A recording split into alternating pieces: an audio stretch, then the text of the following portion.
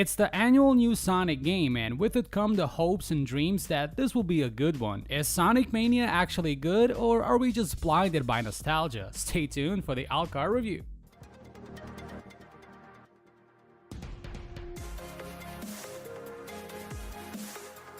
Hey guys, Sabriel here, and today we're gonna be reviewing Sonic Mania, specifically on the Nintendo Switch. We may be a bit late to the review party for this game, but we wanted to let our initial internal hype cool down by playing an original Sonic game, so let's get into a history lesson.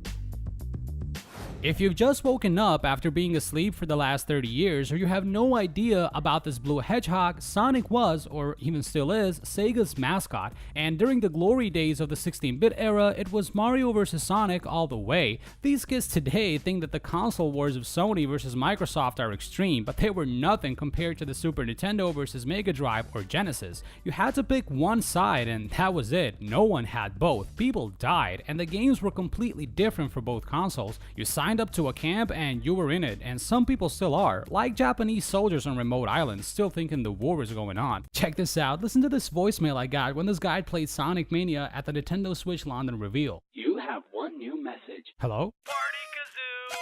Nintendo One, don't you ever forget it. The Switch is the track, Mario is the pimp, Sonic is the hoe. We have become blast processing. So the Sega boys and gals had the original Sonic games, 1, 2, 3, and Knuckles, all of them excellent games. But as time and consoles changed, Sonic couldn't evolve into the 3D world as players would have hoped, and we had some dire games like Sonic 06, Sonic Unleashed, and Sonic Lost World. For years, fans were demanding a traditional Sonic game, and Sega tried to abide with Sonic the Hedgehog 4 and Sonic Generations. They brought back the original gameplay, but it wasn't good enough. It didn't bring us back to our youths enough. It was not the elixir of youth or the time machine we wanted. For that, Sega had to make a game for a CRT monitor and be done with it, and so now we have Sonic Mania.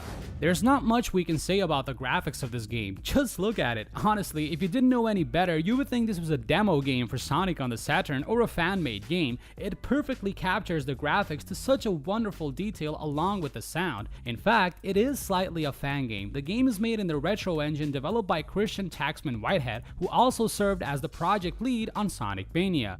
It originally started on a fan game called Retro Sonic and was subsequently used to port the original Sonic games to iOS and Android. So this is all great, a big check for faithful replication to the original source material, but does it work in the game? Yes, it does. All obstacles, jumps, enemies, rings, and power-ups can be clearly identified. The game's bright color palette is a joy to look at. You can change the screen filter in the settings for a more retro feel, but this is done like Ultra Street Fighter 2 The Final Challengers, not like Wonder Boy 3, which can be done at the flick of a button. The sound is uplifting and flows wonderfully with the game. The music is never too much, it's fun, funky, and fresh. Sound effects are clear to hear, everything is perfect, but how does this presentation work with the gameplay?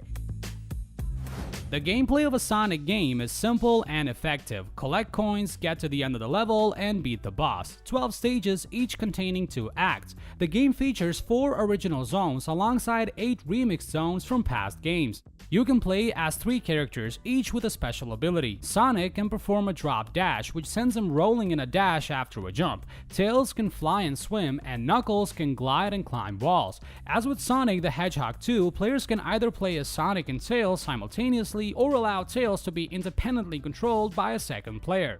The key mechanic of a Sonic game is the speed of the characters. You can quickly traverse large sections of the map in a few seconds, although this is not always the best way. By taking your time, you can find all kinds of secret power-ups and most importantly, begin finding the Chaos Stones. Giant rings take you to a pseudo 3D special stages, similar to those in Sonic CD. In the stages, players dodge obstacles and collect color spheres to increase their speed, allowing them to pursue a UFO carrying a Chaos Emerald. Collecting all 7 Chaos Emeralds allows players to use their character's super transformation and unlocks the game's true ending. Players' ring counters slowly decrease during special stages and must be continually replenished. If the player runs out of rings before they catch the UFO, the special stage ends. The bonus stages from Sonic the Hedgehog 3 also return, accessed by entering a portal that appears when the player passes a checkpoint while carrying 25 or more rings. Completing bonus stages earns the player a silver or gold medal, depending on their performance. Collecting medals unlocks features such as a debug mode and sound test. Also, there's a time attack mode. Players must complete levels as fast as possible, with the best times included on an online leaderboard. Unfortunately, this is the only online aspect to the game, no chance of online co-op, couch only. So what we have is a completely nostalgic retro experience, and it's really good. We took our time thinking about this, and it plays wonderfully, and we had a great time playing it. It's a great sequel and should be regarded as Sonic the Hedgehog 4. The level design is beautiful, and the stages are all great. Now, if this game was released in 1997, a few years after Sonic the Hedgehog 3, would we moan about the lack of innovation? Kinda. Sure, there's no real token, new ability, or characters, just new levels, but they're great levels. Once you get through the Green Hills, the innovation really opens up in the level design. We're really finding it hard to find problems with the game, but we will. The problem is this game is too much in the 90s and does not try to work with the new technology. The lack of online keeps this game stuck in the 90s. Once the game is over, that's it. It's over, so there's no replay value. Now, not all games have to have replay value, but I think those are best placed when there's a good story. The low price for the game is great. We would recommend this as a buy, beat it, and sell it game. So that would be our review of Sonic Mania. Let us know down in the comments what do you guys think of this game, and please make sure to head over to AltChar.com for much more content like this. Thanks a lot for watching, and this is Sabriel, and see you in the next video.